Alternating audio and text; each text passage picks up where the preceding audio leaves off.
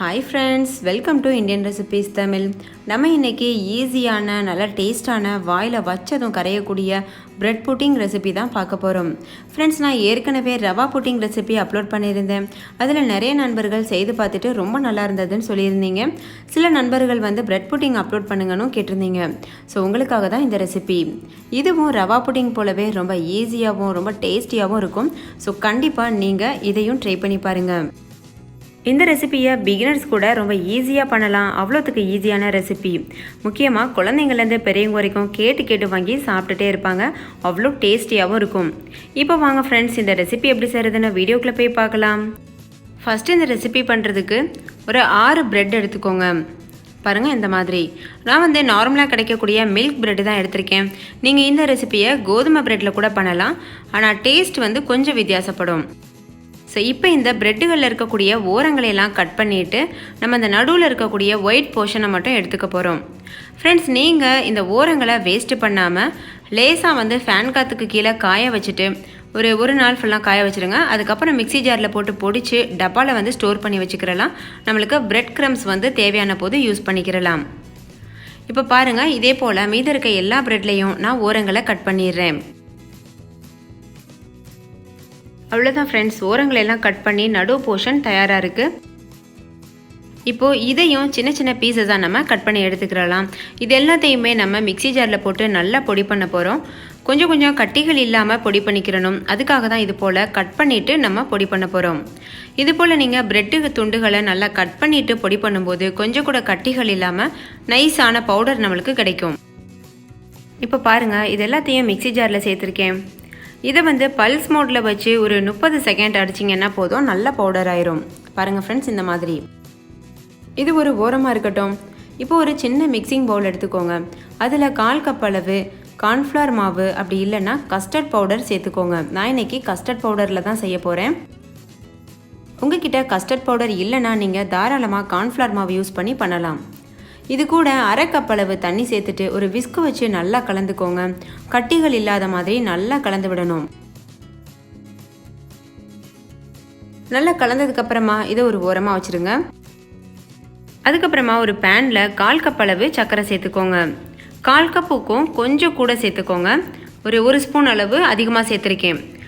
சேர்த்துட்டு தண்ணி எதுவும் சேர்க்காம நல்லா இது போல் கலந்து விடுங்க. ஹை ஃப்ளேமில் வச்சுட்டு இது போல் நல்லா கலந்து விடுங்க. சர்க்கரை தானாகவே நல்லா மெல்ட் ஆகி நல்லா கரைய ஆரம்பிக்கும். கரைஞ்சதுக்கு அப்புறமா கலரும் சேஞ்ச் ஆக ஆரம்பிக்கும். அந்த டைமில் நம்ம வந்து கேரமல் ரெடி பண்ணணும். பாருங்கள், நல்லா வந்து கரைஞ்சிருச்சு. இது இன்னும் கொஞ்சம் நல்லா கரையணும். அங்கங்கே வந்து கட்டிகள் போல் அந்த சர்க்கரை நிற்கிது. இது இன்னும் நல்லா கரையட்டும். இப்போ பாருங்கள் ஃப்ரெண்ட்ஸ், நல்ல ஒரு தேன் கலரில் வந்திருக்கு. இந்த டைமில் நம்ம ஸ்டவ் ஆஃப் பண்ணிடணும்.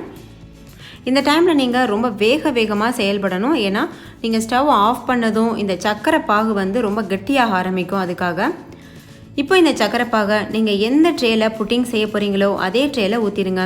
இந்த ட்ரேயில் நான் நெய் எதுவும் தடவலை, அப்படியே நார்மலாக தான் இருக்குது. ஸோ இதில் வந்து ஊற்றிட்டு நல்லா இது போல் அப்ளை பண்ணுங்கள். எல்லா பகுதியிலையும் லேசாக வந்து அந்த ட்ரேயை சாய்ச்சிங்கன்னா கூட போதும், அது எல்லா இடத்தையும் பரவிடும். அதுக்கப்புறமா இதை நீங்கள் நல்லா காய வச்சிடணும். இப்போ பாருங்கள் ஃப்ரெண்ட்ஸ், நம்மளுடைய கேரமல் வந்து தயாராக இருக்குது. இதை வந்து ஒரு ஓரமாக வச்சுட்டு நல்லா ஆற வச்சுருங்க. இது ஆறுனதுக்கப்புறம் நல்லா கட்டியாயிரும், நல்லா கிறிஸ்டல் ஆயிரும். அது வரைக்கும் இது நல்லா ஆறட்டும். இது ஆறுற சமயத்தில் நம்ம வந்து புட்டிங் தயார் பண்ண ஆரம்பிச்சிடலாம். இப்போ ஒரு கடாயில் 2 கப் அளவு பால் சேர்த்துக்கோங்க. நல்லா கெட்டியான பாலாக பார்த்து சேர்த்துக்கோங்க. கூடவே 1/2 கப் அளவு சர்க்கரை சேர்த்துக்கோங்க. சர்க்கரை ரொம்ப விரும்ப மாட்டிங்கன்னா நீங்கள் 1/4 கப் அளவு கூட சேர்த்துக்கிறலாம். நல்லா தித்திப்பாக சாப்பிட்றவங்க 1/2 கப் சேர்த்து பண்ணுங்கள். சேர்த்துட்டு இது போல் நல்லா கரைச்சி விடுங்க. இப்போ வந்து ஸ்டவ்வை நல்லா லோ ஃப்ளேம்லேயே வச்சுட்டு கரைச்சி விடுங்க. நான் சேர்த்துருக்க பால் வந்து பேக்கெட் பால் தான். இது வந்து காய்ச்சி ஆற வச்ச பால் தான் நான் சேர்த்துருக்கேன். சர்க்கரை நல்லா கரைஞ்சி பால் நல்லா கொதிச்சு வரும்போது நம்ம ஏற்கனவே கரைச்சி வச்சுருந்தோம்ல கஸ்டர்ட் பவுடர் கூட தண்ணி சேர்த்து அந்த கலவையை இது கூட சேர்த்துட்டு நல்லா இது போல் கலந்துக்கோங்க. கஸ்டர்ட் பவுடர் சேர்த்ததுமே லேசாக கெட்டியாக ஆரம்பிக்கும். பாருங்கள் ஃப்ரெண்ட்ஸ், இந்த மாதிரி. இன்னும் ஒரு நிமிஷத்துக்கு இதை லோ ஃப்ளேமில் வச்சு நல்லா கலந்துட்டு ஸ்டவ் ஆஃப் பண்ணிடணும். இப்போ பாருங்கள் ஃப்ரெண்ட்ஸ், 1 நிமிஷம் ஆயிடுச்சு. இந்த டைமில் ஸ்டவ் ஆஃப் பண்ணிடுங்க. ஸ்டவ் ஆஃப் பண்ணதுக்கு அப்புறமா நம்ம ஏற்கனவே அரைச்சி வச்சுருந்தோம்ல ப்ரெட்டு, அதை வந்து இது கூட சேர்த்துட்டு நல்லா இது போல் கலந்து விடுங்க. ப்ரெட்டு வந்து ஒன்று சேர கலந்ததுக்கு அப்புறமா நீங்கள் வந்து ஸ்டவ் ஆன் பண்ணிவிட்டு லோ ஃப்ளேமில் வச்சு மறுபடிக்கும் நம்ம கலக்க ஆரம்பிக்கணும். இந்த டைமில் ஸ்டவ் ஆன் பண்ணிடணும். ஸ்டவ் ஆன் பண்ணிவிட்டு லோ ஃப்ளேமில் வச்சுட்டு மறுபடிக்கும் நல்லா கலந்து கொடுங்க. இப்போ பாருங்கள் ஃப்ரெண்ட்ஸ், இது நல்லா சேர்ந்துட்டு ஒரு அல்வா பதத்துக்கு வரும் பாருங்கள் இந்த மாதிரி. இந்த டைமில் நீங்கள் ஸ்டவ் ஆஃப் பண்ணிவிட்டு இதை முற்றிலுமாக ஆற வச்சுருங்க.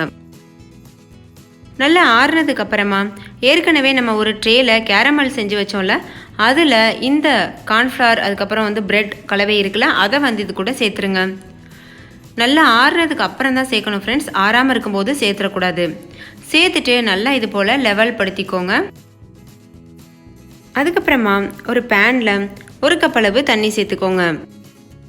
இது மேலே ஒரு சின்ன ஸ்டாண்ட் வச்சுக்கோங்க. இது மேலே நம்ம செஞ்சு வச்சுருக்க ட்ரேயை வந்து தூக்கி வச்சிடணும்.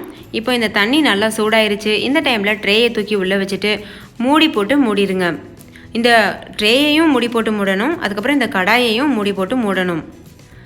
இது ஒரு லோ ஃப்ளேமில் வச்சுட்டு அரை மணி நேரம் நல்லா வந்து வேக வச்சு எடுத்துக்கோங்க. அரை மணி நேரத்துக்கு அப்புறமா நம்ம இதை பார்க்கலாம். இப்போ பாருங்கள் ஃப்ரெண்ட்ஸ், அரை மணி நேரம் ஆயிடுச்சு. இது நல்லா வெந்திருக்கு.